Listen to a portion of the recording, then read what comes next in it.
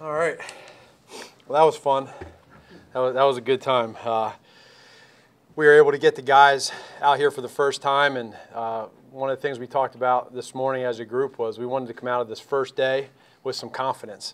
So just from the players, from the coaches, everybody that's involved in today's practice, there's so many little details that go into making this first practice go the right way. And I was really happy for everybody from top to bottom from doing that, and especially the players for understanding really with the rules that we have going on, and then with what we're looking for as coaches. Again, we talked about building a foundation, and that's where we're at right now. We're building from the bottom up and trying to keep it strong. And so use the analogy this morning with what's going on outside of my window right now with the building of the new facility, and it's you try to connect with the guys. And I thought coming out of today, I was really happy with them. So, any questions?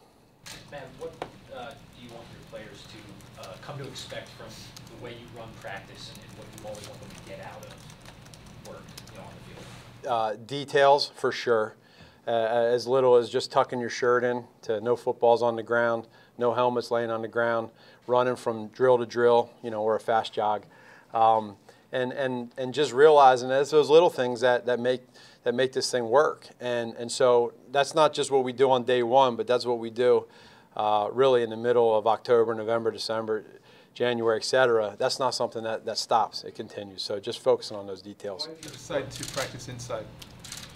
So the main thing is right now is I want every little variable out of the equation in regards to concentration.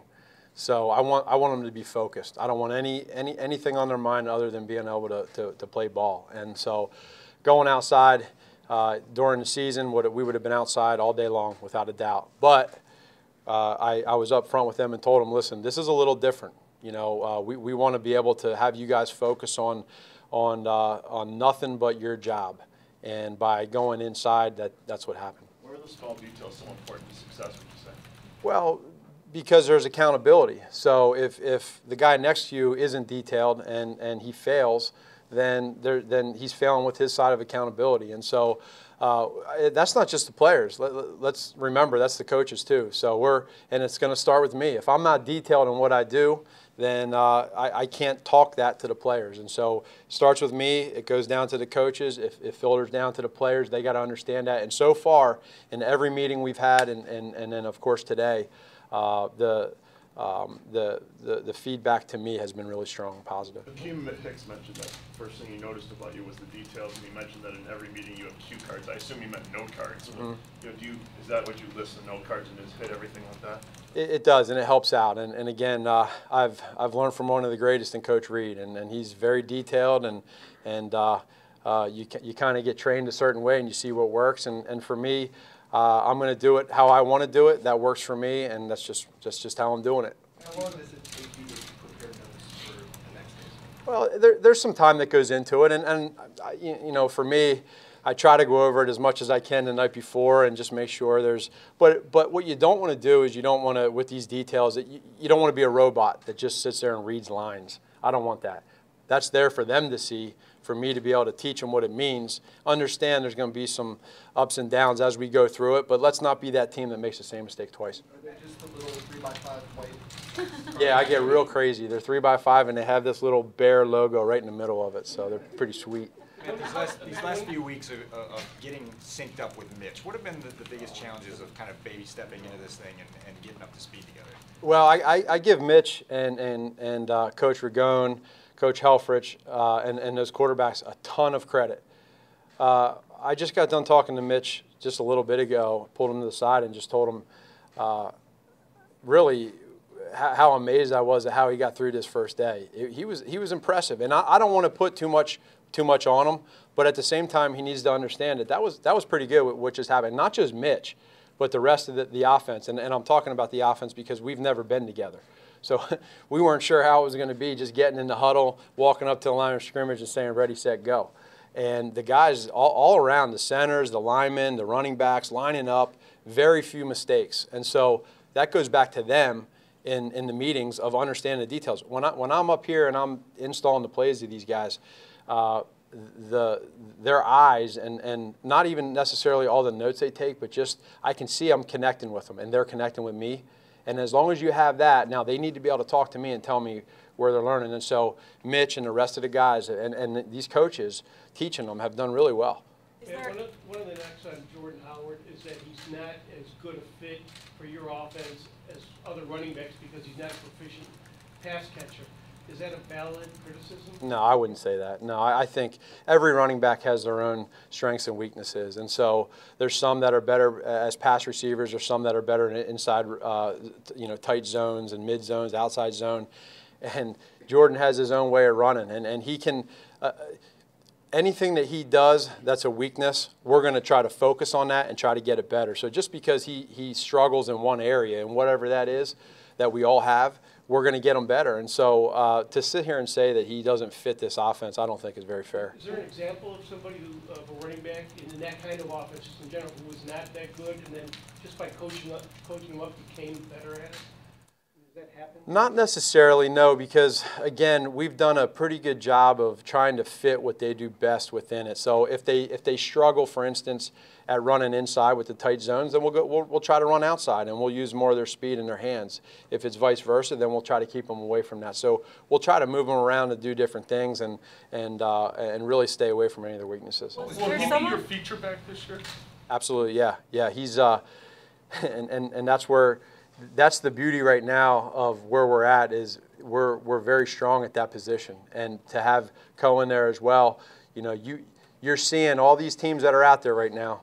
They're going with multiple backs, and so to sit here and say a feature back, yeah, he's going to be the guy that lines up and gets the ball. But at the same time, we're crazy if we use one back. That's not going to happen. We're going to use multiple backs. What role did you play, have any input into the Cam Meredith decision and letting him go? Yeah, so that's a decision that Ryan and I got together, and along with the rest of the really everybody involved, whether it's coaches and or personnel staff, Ryan, myself, we all collectively just talked on their end. We got different opinions of where we were at.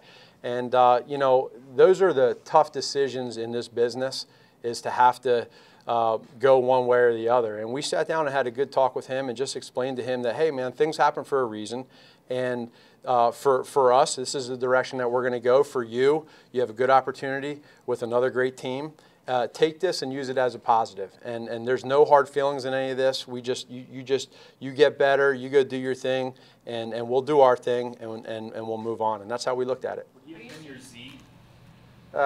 We have not necessarily. Again, you guys know we have a bunch of. He could have been our ex too. So it's hard to say exactly what. You just didn't look at him as a fit for this offense right now. Is that fair to Yeah, say? no, I wouldn't say he's not a fit. I just think, again, it just goes into, there's so many different things, as we all know, that go into this decision with him. Now, you have his obvious, the biggest question mark is of his injury with his knee. So that's the number one thing. You got to see where you're at with that. And then you got to go into the fit and where he's at and different things. And so that, again, I'm not going to get into the details of it, but I will say this. The way we left our meeting with him, everything we understood, both sides understood where we were going, and I wish nothing but the best for him. What's the decision involved with Rashad Coward? Yeah, so Rashad, again, is a guy where he's in a unique position where some of our coaches on both sides really saw him as having the ability to be able to play offense. And so where he was at on the depth chart on defense, we said, you know what, let's take a look at seeing what he can do on offense, and what better time than right now to get him with Coach Harry at the start here of really phase 1, phase 2 OTAs, and see what he can do. Tackle or guard? Right now he's more of probably a guard, but again, I'll leave that up to Harry where he sees best. Are you finding that you're connecting with the defensive players quickly as well? Yeah, that's been it's a great question, because I'm trying to figure out the best ways to do that with trying to oversee a new offense and where we're at. So I'll try to walk around and see and mingle with the guys as much as I can, and without stepping on their toes. They need to do what they're doing on defense. So that's been it hasn't been difficult, but it's definitely a challenge, and I'm learning as I go, and I'll continue to do that. I'll drop into their meetings as well throughout the day. In light of that, how valuable is Vic right now? Oh, very. And the first day I walked up here when I got named head coach, and was able to retain him, and we agreed that this is the direction we're going. That's a big part of it, and you know, I'm no dummy, Vic's no dummy. He gets it, I get it, and so here's a guy with a lot of experience that I'm able to say, hey, listen, you know, take these guys, do your thing. I'll oversee, I'll help where I can. But for this start right now, where we're at as a team, and for me and my role with this offense, but trying to oversee everything, it's invaluable to have Vic for that. Can you say where Danny Trevathan is? Is it an injury situation or? No, I'm going to leave that with them. It's nothing in regards to with the team other than just a personal reason, and nothing on our end that we're concerned about. With Cam moving on, how do you feel about your wide receiver depth right now? Yeah, so the depth right now could improve. That's the obvious answer. But again, you have guys in this room, you saw it today, there's guys that are there, and you don't want to slight them. You got to give them every opportunity. So what we'll do, what Ryan and I will do, we'll talk to the staff, and we'll figure out which direction we want to go. You really can't have enough wide receivers, and so for us, we'll see where we're at in regards to the draft and see which direction we want to go. But again, we're really not there yet, just because of this is day one for us to see who the heck some of these guys even are out there and what they can and can't do. Now, what do you guys like about Earl Watford? Yeah, so he has experience, a lot of playing experience. Again, it's added depth. So you get a guy that can swing, he can play, he's versatile in the positions that he can play. I loved really sitting down and talking to him, kind of understanding where he's been at the last few years, where his mind's at, and he really wanted to be a part of our team. And so when you have that instant connection, that's easy. Has the first part of the off-season program given you any indication when Allen Robinson and Kyle Long will be able to participate in, you know, team drills? No, it hasn't. No, nothing yet. We're going to continue to just keep walking through that and seeing where he's at. For Allen right now, mental. And when I sit there and talk to you about installing plays and watching guys' eyes and seeing what they're doing with taking notes, he's at the forefront of that. Matt, how do you approach day 2 and day 3? Do you do the same thing over again, or do you add more? So tomorrow will be the same setup in what we do with practice. Nothing changes. We will add more plays. We'll have an install tomorrow morning. This is offensively. We'll add more plays. So what you saw today was a lot of repeated plays, which I'm okay with. We want to, again, I go back to the start here, confidence. Let's get our guys to line up right. Let's get them to play fast. Let's have them walk out of today's practice with confidence so that tomorrow they can come back firing again. So we're going to add a little bit tomorrow. We'll still sprinkle in some from today into tomorrow's, and then now this thing just starts growing. And they understand that by the time we get to training camp, it's no holds barred, and we rock and roll. When you addressed your team for the first time, how did you address the expectations that you have for this season? So one of the things was I wanted these guys to understand there's going to be hard work involved. It's going to be collectively, all of us together. There's also, as we all know in life, there's ups and downs. And so when adversity strikes, how do you react to it? I've been saying that since I've been here. And so they were understanding of that.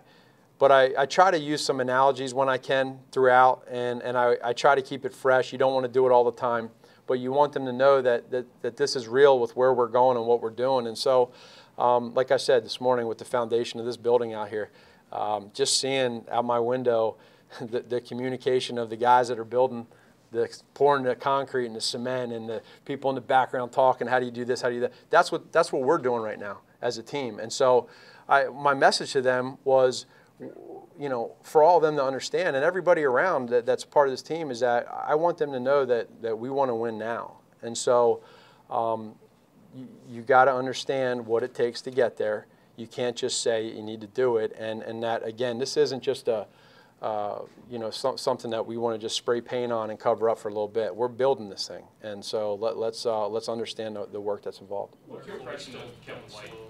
Yeah, so Kevin right now I thought looked sharp. He really did. He played fast. He showed the strong hands. He's a big physical guy.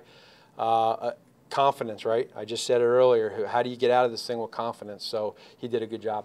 Is Trevathan just a temporary absence, or is he not participating in the voluntary portion of the off-season program? No, it's just temporary. It's all personal, and there's nothing more than personal. Now, with Cam gone, how much pressure does that put on Allen Robinson to be healthy on opening day, and is that realistic? It doesn't put any. That has nothing to do with Allen.